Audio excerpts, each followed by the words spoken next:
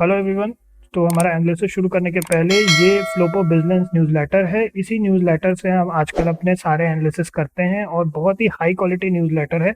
हमारे जो latest videos में जो आप डॉक्यूमेंटेशन देखते हैं वो यही लोग बनाते हैं।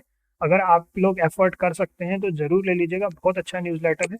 इनके अपने कुछ अभी रिसेंट टाइम्स में जो हमारे पास इनकी तरफ से ये मेल पर आता है, बाय द वे इनके न्यूज़लेटर के जो डॉक्यूमेंट है ये इन्होंने बहुत अच्छा फाइनेंशियल कॉन्सेप्ट्स को एक्सप्लेन करने का डॉक्यूमेंट बना करके भेजा था।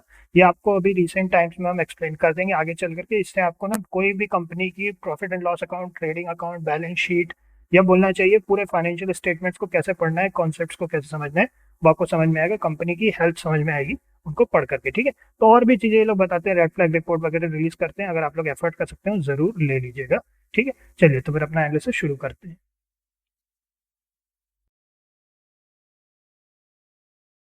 चलिए तो फिर शुरू करते हैं। तो फिर अभी अपन डिस्कस करने वाले हैं यहाँ fertilisers and chemical Travancore limited को। तो इनकी जो अभी करंट प्राइस चल रही है वो चल रही है 657 रुपीज़ 80 पैसे की। एक्चुअली में यहाँ पे आप अगर देखें तो यहाँ एग्जैक्ट दिखा रहा है अपने को 657.80, ठीक है। और अच्छी खासी रैली आज किया है, ऑलमोस्ट 19.99, मतलब ऑलमोस्ट 20% की रैली कर लिया है। 19.99% की ओवरऑल रैली हुई है, जो होती है 109 रुपये 60 पैसे की एक दिन के अंदर अंदर। और अगर आप चार्ट देखें तो बहुत ही सुंदर चार्ट, क्योंकि भले बहुत साल तक ये बहुत साल लोअर लेवल्स पे रहा, लेकिन जब इसने अपना ब्रेकआउट देने शुरू किए, अगर अपन यहाँ से भी ब्रेकआउट लेकर के चले तो ऑलमोस्ट 160 से अब सीधा सिर्फ एक साल के अंदर अंदर, with in a year, under a year in fact 157 से अंडर ईयर इसने इतना बढ़िया रैली किए है। और अब ये 657.80 रुपीज़ पर है। तो चलिए अपन इनके फाइनेंसेस वगैरह देख लेते हैं, ठीक है। करंट प्राइस जैसा अभी बताया 657.80, बुक वैल्यू है मात्र 19.7 रुपीज़ की। 1943 में कंपनी इनकॉर्पोरेट हुई थी। लार्ज स्केल फर्टिलाइजर वगैरह बनाते हैं ये, है ना। और कोची केरला वगैरह में और सब जगह इनके मतलब इनके प्लांट्स हैं और मैन्युफैक्चरिंग एंड सेलिंग का काम करते हैं ये, ठीक है। अब अगर अपन देखें तो थोड़ा सा देखते हैं, चलिए क्या कंपनी का ओवरऑल। अभी अपन मैक्स चार्ट देख लिया है तो अपन इधर ही चलते हैं। कॉन्स में देखें तो जैसा अपन ने अभी अभी देखा, स्टॉक इस ट्रेडिंग काफ़ी ज़्यादा बुक वैल्यू से ट्रेड कर रहा है। 33.4 टाइम्स चल रहा है अपनी बुक वैल्यू से। टैक्स से रेट्स भी लो दिख रहे हैं। कंपनी के बारे में अच्छी बात यह है कि क्वार्टर अच्छा होने की उम्मीद है। और दूसरी चीज़ की जो गुड प्रॉफिट ग्रोथ है, प्रॉफिट ग्रोथ काफ़ी अच्छा है, 46.5 CAGR पास्ट 5 ईयर से। नॉर्मली अपन जब इस तरह की कुछ रैलीज देखते हैं तो ये एक इंटरेस्टिंग चीज़ है। हमने अपने जो है रिसर्च करते करते ये चीज़ नोटिस की है कि लगातार प्रॉफिट ग्रोथ जरूर देखने को मिलती है। ऐसा एटलीस्ट हमने जो नोटिस किया है। अगर आप लोगों का कुछ अलग एक्सपीरियंस है तो जरूर शेयर कीजिएगा कमेंट में, ठीक है। किन्हीं ने पूछा था कमेंट दिखते क्यों नहीं है। कमेंट दिखते हैं, एक्चुअली में कमेंट होल्ड पे चले जाते हैं, क्योंकि कई बार क्या होता है बहुत लोग बाइंग सेलिंग की बातें शुरू कर देते हैं, ये बाय करो वो बाय करो। ये सब चीज़ें यहाँ नहीं चलती हैं। बाइंग सेलिंग नहीं देखना है आपको, और ना वो स्टॉप लॉसेस के बारे में कंसिडरेशन होता है, ना पोजीशन साइजिंग का कंसिडरेशन होता है। इस तरह से नहीं होता है। आपको चाहे कितना ही आप श्योरिटी हो, हमेशा अपना पोजीशन साइजिंग उतना ही रखिए जितने का आप, अगर स्टॉप लॉस लगता है आपका, तो आपका जो कैपिटल है, ट्रेडिंग कैपिटल आपका डिसाइडेड होना चाहिए, है ना। बिना ऐसे अनडिसाइडेड ट्रेडिंग कैपिटल के साथ ट्रेडिंग नहीं की जाती है। ये इतना आप ट्रेडिंग के लिए रखते हैं, चाहे मंथ बाय मंथ बेसिस पे, चाहे आपका ओवरऑल कैपिटल आपने रखा हुआ है कुछ सेविंग्स में से निकाल करके कि इतने की ट्रेडिंग होगी। अगर उतने का आप पोजीशन बनाते हैं, उस कितना परसेंट का स्टॉप लॉस बनेगा, ये सारी चीज़ें बहुत ज़रूरी है समझना। जिनको अगर किसी दिन ऐसा लगता है, अगर आप लोगों को लगता है कि भाई हमसे भी एक व्यू अपनी, अगर आप चाहते हैं हमारी व्यू, तो हम देंगे। नहीं तो ऐसे बहुत सारी जगह हैं जहाँ पे आप रिस्क मैनेजमेंट वगैरह के बारे में थोड़ा और अच्छा पढ़ सकते हैं। रिस्क मैनेजमेंट एक बहुत बहुत ज़रूरी टॉपिक है, ठीक है। चलिए नेट प्रॉफिट की बात करें, लगातार प्रॉफिट में ही है कंपनी। 72 करोड़ का इस क्वार्टर में प्रॉफिट हुआ है। जो लास्ट इन्होंने अपना नेगेटिव क्वार्टर दिया था वो दिया था 2020 में, जून 2020 का क्वार्टर था। उसके बाद से लगातार प्रॉफिट में चल रही है कंपनी, ठीक। अब अगर अपन इधर देखें ईयर बाय ईयर बेसिस पर भी अगर अपन देखें तो 2018 में इनका लास्ट नेगेटिव था ओवरऑल। उसके बाद लगातार प्रॉफिट में है, ठीक है।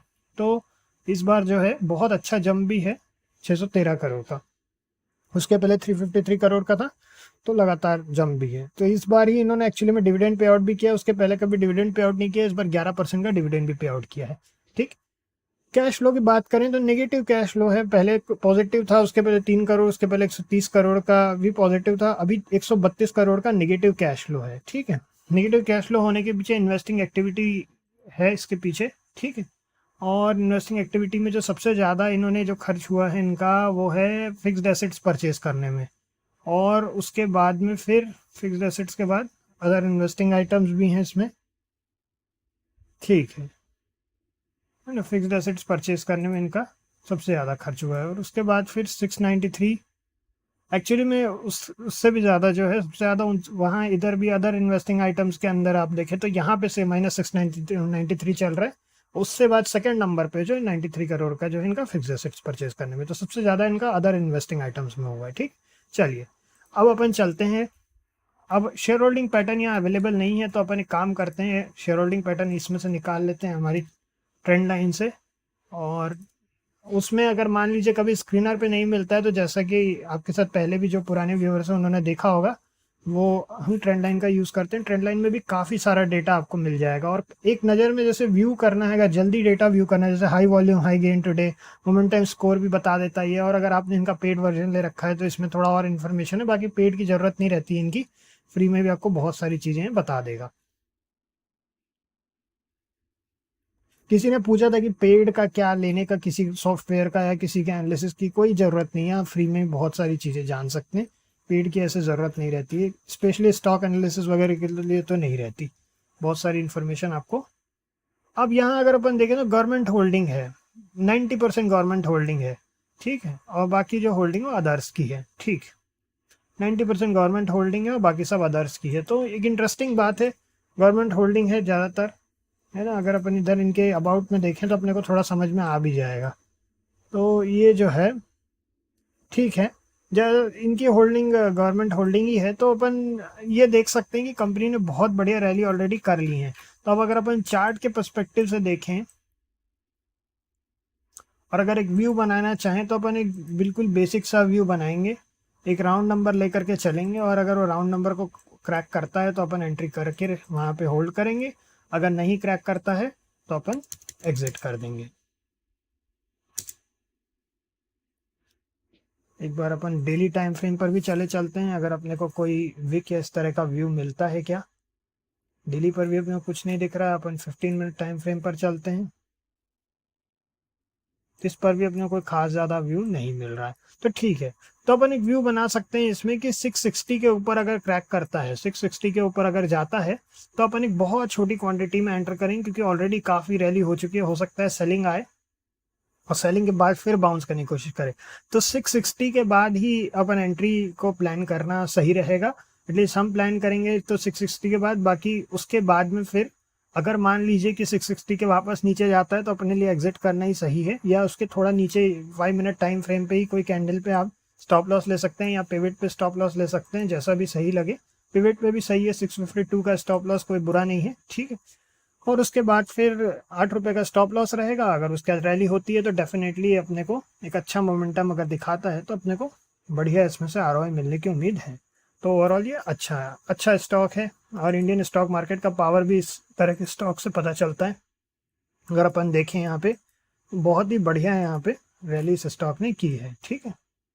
अगर वीकली टाइम फ्रेम पे अगर एक बार फिर से देखें तो अपने को समझ में आता है कितना बढ़िया इसने रैली की। 2022 के बाद से बहुत बढ़िया रैली हुई है, ठीक है। चलिए तो फिर नेक्स्ट में मिलते हैं, ओके।